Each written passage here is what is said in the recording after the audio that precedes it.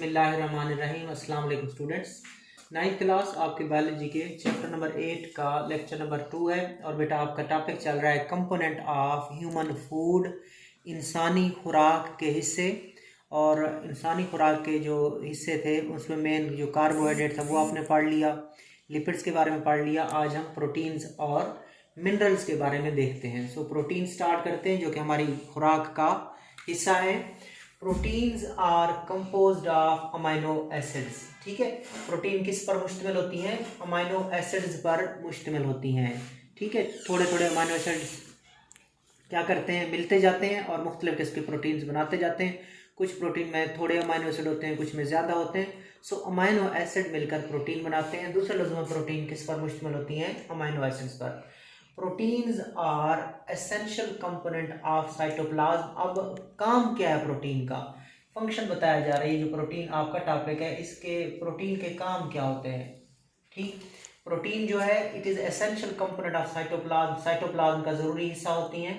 Proteins are essential part of the membrane. Protein membrane का भी हिस्सा होती है, क्योंकि जब आप मेम्ब्रेन की स्ट्रक्चर पढ़ते हैं तो आप कहते हो membranes are lipid bilayer in which protein molecule are embedded. के जो मेम्ब्रेन्स होती हैं उसमें लिपिड की दो तहें होती हैं जिसके अंदर प्रोटीन के मॉलिक्यूल होते हैं। सो मेम्ब्रेन में लिपिड्स भी होते हैं और प्रोटीन्स भी होती हैं। एंड ऑर्गेनेले, इसके अलावा जो ऑर्गेनेले हैं उनका भी प्रोटीन हिस्सा होती हैं। तो पहला काम आपने क्या देखा कि प्रोटीन्स साइटोप्लाज्म और मेम्ब्रेन्स और ऑर्गेनेले के अहम कंपोनेंट्स होती हैं, अहम हिस्से होती हैं। They are also major components of muscles, ligaments and tendons. इसके अलावा ये दूसरा काम है प्रोटीन का। प्रोटीन मसल्स का, लिगामेंट्स का और टेंडन का क्या होती हैं? अहम जुज़ होती हैं। मसल आपको पता है गोश्त को कहते हैं। लिगामेंट कनेक्टिव टिश्यूज होते हैं जो कि हड्डी को हड्डी के साथ मिलाते हैं। हड्डी को हड्डी के साथ मिलाने वाला कनेक्टिव टिश्यू लिगामेंट कहलाता है, जबकि हड्डी को बोन के साथ, हड्डी को मसल के साथ मिलाने वाला कनेक्टिव टिश्यू टेंडन कहलाता है। The connective tissue that unites bone with the muscle is called tendon, जबकि वो कनेक्टिव टिश्यू जो बोन को बोन से मिला है that is called ligament. So tendon, ligament, muscles, इनका भी अहम हिस्सा होती हैं protein. So we use protein for growth, इसलिए हम प्रोटीन इस्तेमाल करते हैं अपनी ग्रोथ के लिए, क्योंकि लिगामेंट, टेंडन और मसल्स का हिस्सा होती हैं, लिहाजा हम प्रोटीन अपनी नशोनुमा के लिए इस्तेमाल करते हैं। Many protein play role as enzyme, बहुत सारे प्रोटीन एंजाइम का रोल भी अदा करती हैं।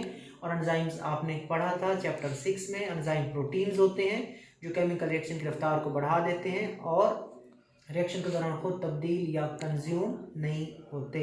सो बहुत सारी प्रोटीन एंजाइम के तौर पर भी काम करती हैं। It can also be use for gaining energy, इसके अलावा प्रोटीन से आप एनर्जी भी हासिल कर सकते हैं। और आपको मैंने प्रीवियस लेक्चर में बताया था प्रोटीन और कार्बोहाइड्रेट, प्रोटीन और कार्बोहाइड्रेट के 1 ग्राम में 4 किलो कैलोरी एनर्जी होती है, जबकि लिपिड के 1 ग्राम में 9 किलो कैलोरी एनर्जी होती है। So it can also be use for gaining energy, protein से आप एनर्जी भी हासिल कर सकते हो। 1 gram of protein contain 4 kilo calorie energy. ये देख लेंगे तो दोबारा, प्रोटीन अमाइनो एसिड्स पर मुश्तमिल होती हैं। प्रोटीन जो होती हैं वो साइटोप्लाज्म, मेम्ब्रेन्स और ऑर्गेनेले का अहम हिस्सा हैं। इसके अलावा जो प्रोटीन्स होती हैं वो मसल्स, लिगामेंट और टेंडन का भी हिस्सा होती हैं। इसके अलावा प्रोटीन को हम नशोनुमा के लिए इस्तेमाल कर सकते हैं। प्रोटीन एंजाइम के तौर पर भी काम करती हैं। प्रोटीन से आप एनर्जी भी हासिल कर सकते हो। प्रोटीन के 1 ग्राम में 4 किलो कैलोरी एनर्जी होती है। अब प्रोटीन के सोर्सेज क्या हैं, प्रोटीन के ज़राए क्या हैं, कि कौन कौन सी चीज़ें हम खाएंगे तो उनसे हमें प्रोटीन मिलेगी, कि सोर्सेज ऑफ प्रोटीन क्या हैं। Dietary sources of proteins are meat, eggs, grains, legumes and dairy product such as milk and cheese। इनसे हमें क्या मिलती है बच्चों? इनसे हमें प्रोटीन्स मिलती हैं। मीट से, गोश्त से, अंडे से, ग्रेन ये अनाज में आ जाते हैं। ठीक है, लेग्यूम्स फली वाली चीज़ें, फलीदार पौधे जिस तरह मटर हो गया, ठीक हो गया, और चना वगैरह हो गया, ये प्रोटीन्स होती हैं। दालें, डेयरी प्रोडक्ट, दूध वाले प्रोडक्ट, मिसाल के तौर पर उसमें खुद दूध भी आ जाता है और चीज़, पनीर वगैरह भी, इनसे आपको क्या मिलती हैं? प्रोटीन मिलती हैं। तो ये शॉर्ट क्वेश्चन है कि what are the dairy sources of protein, तो आपने ये नाम लिख देने हैं। आगे इन्फॉर्मेशन है, proteins can be converted into carbohydrate, ठीक है, जिसम के अंदर मुख्तलिफ रिएक्शन के जरिए प्रोटीन को आप कार्बोहाइड्रेट में तब्दील कर सकते हो। तो बच्चों ये आपका टॉपिक था प्रोटीन का। नेक्स्ट हम चलते हैं अगले अपने खुराक के कंपोनेंट की तरफ, जो कि हैं मिनरल्स, ठीक है। मिनरल्स आर इनऑर्गेनिक एलिमेंट, याद रखिएगा मिनरल इनऑर्गेनिक एलिमेंट्स होते हैं, जबकि जो प्रोटीन आपने पढ़ी, कार्बोहाइड्रेट आपने पढ़े, लिपिड आपने पढ़े, ये ऑर्गेनिक कंपाउंड होते हैं। और ऑर्गेनिक कंपाउंड वो होते हैं जिसमें कार्बन हाइड्रोजन दोनों मौजूद होती हैं, कार्बन और हाइड्रोजन दोनों मौजूद होती है, वो ऑर्गेनिक है। लिपिड, प्रोटीन, कार्बोहाइड्रेट ऑर्गेनिक है, जबकि मिनरल इनऑर्गेनिक है, इनमें कार्बन और हाइड्रोजन दोनों साथ में मौजूद नहीं होती या दोनों नहीं होती। So minerals are inorganic elements that originate from earth. याद रखिएगा, एक तो मिनरल्स के बारे में आपने याद रखने के इनऑर्गेनिक एलिमेंट्स हैं, और ओरिजिनेट कहाँ से मिलते हैं, कहाँ होते हैं, अर्थ में होते हैं, and can not be made in the body, और जमीन में नहीं बनाए जा सकते, ठीक है। So inorganic element that originate in the earth, जो हमें जमीन से मिलते हैं, and can not be made in the body, और जिस्म से नहीं बनाए जा सकते, उनको मिनरल्स कहते हैं। They play important roles in various body functions. अब मिनरल हमारे जिस्म के मुख्तलिफ कामों में अहम किरदार अदा करते हैं, and are necessary to maintain health, और हमारी सेहत को बरकरार रखते हैं। हमारे जिस्म के मुख्तलिफ कामों में हिस्सा लेते हैं और हमारी सेहत को बरकरार रखने में मदद देते हैं। Most of the minerals in human diet come directly from the plant and water. याद रखिएगा, ये हम मिनरल कहाँ से हासिल करते हैं, directly from the plants and from the water, और पौधों से और पानी से हमें ये मिलते हैं, ठीक है, पानी से और पौधों से हमें ये मादनियात मिलती हैं। और इनडायरेक्टली फ्रॉम एनिमल फूड, या फिर इनडायरेक्टली हमें जानवरों की फूड से भी मिल सकती हैं। Minerals are categorize into two types. Mineral को हम दो ग्रुपों में तकसीम करते हैं, एक को कहते हैं मेजर मिनरल और एक को कहते हैं ट्रेस मिनरल। तो मिनरल दो किस्म के होते हैं, एक बच्चों मेजर मिनरल और दूसरे ट्रेस मिनरल।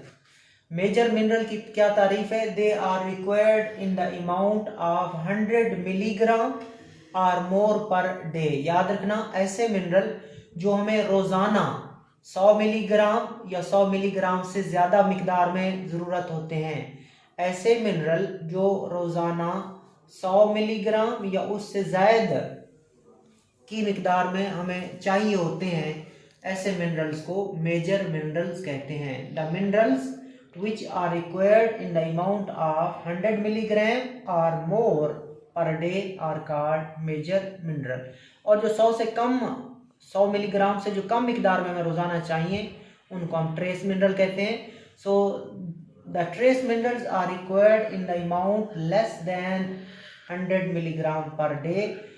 ऐसे मिनरल जो हमें रोजाना 100 मिलीग्राम से कम मिकदार में ज़रूरत होते हैं या दरकार होते हैं, उनको हम ट्रेस मिनरल कहते हैं। On nutritional level of the packaged food the word calorie is equal to a kilo calorie.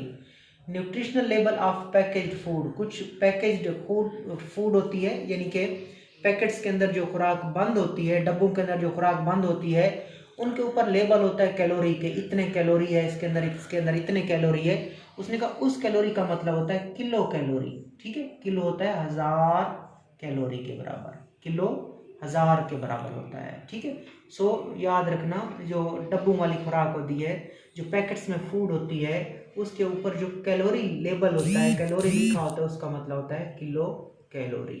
तो ये बच्चों आज आपका टॉपिक था प्रोटीन्स और मिनरल्स के बारे में। अल्लाह हाफिज़।